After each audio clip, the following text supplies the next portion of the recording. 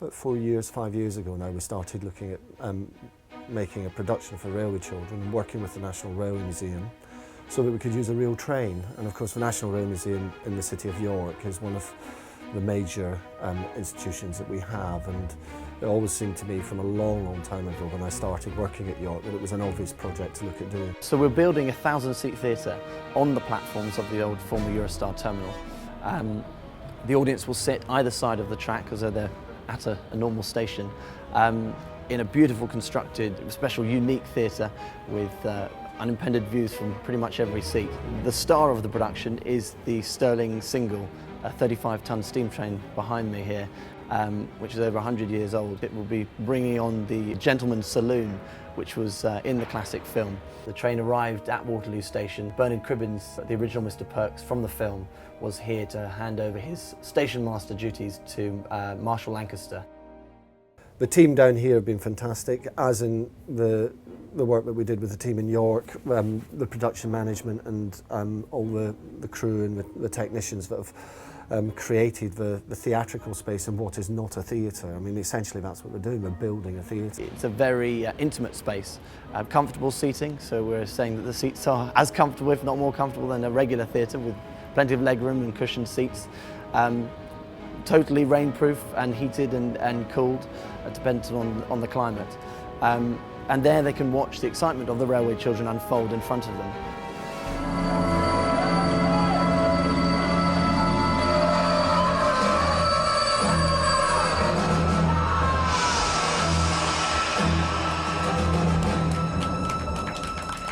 The story is essentially about a family. The father is arrested and imprisoned falsely, accused.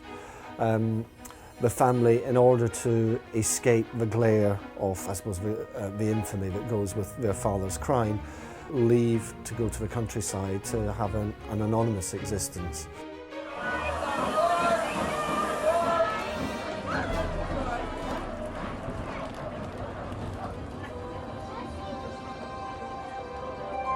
And the story is essentially about how the children meet essentially lots of other adults in the village, and how, if you like, their innocence shifts the adults' perspective on what it is to live in their community and how they ought to behave.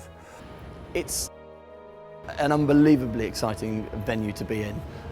From the day we arrived here and it was abandoned and empty, one can't help getting excited. The authenticity of hearing the live trains go past, of actually bringing a site-specific production in the sense that you're seeing a story of the railway children in an active station. And it has been incredibly exciting watching it transform over the last month or so as we've built our theatre, as we've created the foyer areas, we've recommissioned the bar areas and brought in all the extra activities which we'll be having here.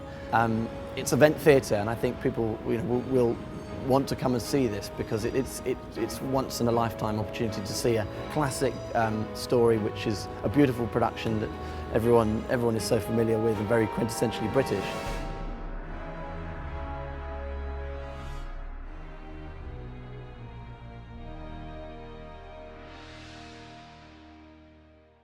But not only will they be seeing a production, they'll be able to experience a fantastic day out with the activities, the workshops, all the other extra bits and pieces that are going on, with train rides and model railway sets to champagne and pims and picnics, and to see a production, as I said, which is totally unique. I think what you get is a real sense of going someplace, both in terms of a narrative but also in terms of an adventure for a family going out for a day. So not only will audiences be experiencing a truly unique theatrical event by coming to the show, but they'll also be helping and donating towards the Railway Children charity, which is a £1 donation for every ticket, including the ticket price, goes towards the Railway Children charity, which is a fantastic charity. It helps children throughout the UK and throughout the world get off the street. So we're very pleased and privileged to be able to be helping such a worthy cause.